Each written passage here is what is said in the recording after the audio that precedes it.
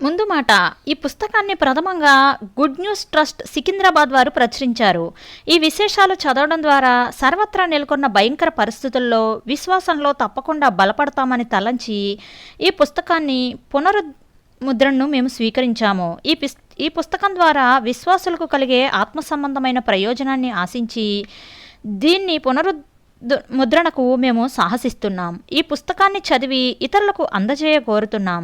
ఏ దేశంలోనైతే విశ్వాసుల రక్తం ఒలికించబడిందో అక్కడ సంఘం బలపడి విస్తరించిందని, ఆ దేశాలు క్రైస్తవ దేశాలుగా మారాయని చరిత్ర రుజువు చేసింది.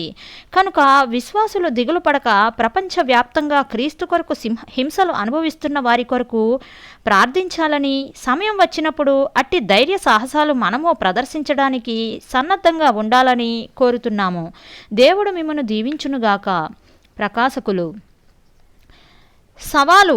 హిట్లర్ కన్నా ఎక్కువ మందిని ప్రణాళికాబద్ధంగా మట్టుపెట్టిన నియంత స్టాలిన్ అని చరిత్ర చెబుతోంది. తన రాజకీయ ప్రత్యర్థులను, క్రైస్తవులను అణచివేసేందుకు అతడు దారుణ మారణ హోమం జరిగించాడు.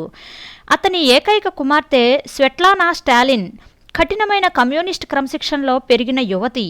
మారుమనసు పొంది యేసుక్రీస్తును అంగీకరించింది. గతంలో ఉండిన రుమేనియా దేశంలో రిచర్డ్ వురుంబ్రాండ్ ఒక లూథరన్ పాస్టరు. క్రీస్తుపై తన నమ్మకం కారణంగా ఆ దేశంలోని వివిధ కారాగారాలలో 14 సంవత్సరాలు చిత్రహింసల పాలయ్యాడు. చెరసాలల్లో నేను గడిపిన కాలం నాకు బాధనిపించలేదు. నా జైలు గదిలో ఒంటరిగా విశ్వాసానికి, ప్రేమకు మించి దేవునిలో ఒక అనిర్వచనీయమైన ఆనందం నేను అనుభవించాను. జైలు నుండి విడుదలైనాక పర్వత శిఖరంపై చిరకాలం జీవించి మాటల కందని సౌందర్యానుభూతి ఓలలాడి కొండ దిగి నేల మీదకి వచ్చినట్టుగా నాకు అనిపించింది అన్నాడు రిచర్డ్ వురుంబ్రాండ్. ఈ పుస్తకం కమ్యూనిస్టుల ఉక్కు పాదాల కింద నలిగిపోయిన చెక్కు చెదరని ఈ విశ్వాస కుసుమం నుండి వెలువడిన పరిమళం. ఇనుప తెర వెనుక పీడన అంధకారంలో ఎంతో కాలంగా ఉండిన ఆ కమ్యూనిస్ట్ దేశాలు ఇప్పుడు లేవు. వురుంబ్రాండ్కి అవకాశం వచ్చింది గనుక అతడు తన జీవిత సాక్ష్యాన్ని రాయగలిగాడు.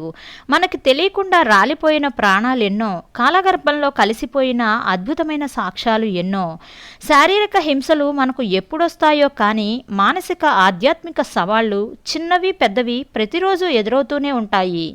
వురుంబ్రాండ్ వలె వాటిలో స్థిరంగా, నమ్మకంగా ఉండడానికి మనకన్నా ముందు అలాంటి హింసలు ఎన్నెన్నో మన కోసం భరించిన మన ప్రభువు సహాయం చేయునుగాక.